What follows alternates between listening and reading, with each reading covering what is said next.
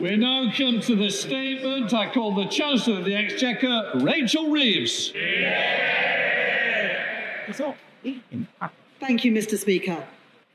Mr. Speaker, the government published its plans for day-to-day spending in the spring budget in March.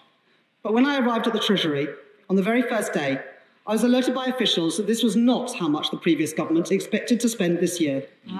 It wasn't even close. In fact, the total pressures on these budgets across a range of areas was an additional £35 billion. Once you account for the slippage in budgets you usually see over a year and the reserve of £9 billion designed to respond to genuinely unexpected events, it means, Mr. Speaker, that we have inherited a projected overspend of £22 billion.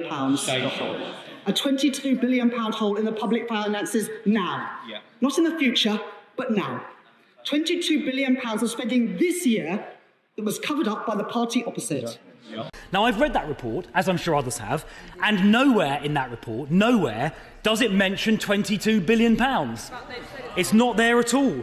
In fact, the only reference they have to a number is to be found on page 2 and in table 1, and even the Treasury, straining every sinew, could only find numbers that added up to 9.5, and even there, the OBR says, and I quote, "It is not possible to judge how much of that might actually have been realised." So when the Chancellor said there is a £22 billion black hole, the OBR report yesterday now proves that was simply untrue. So will she come here and apologise for providing that number to the House when the OBR report now shows it simply wasn't true?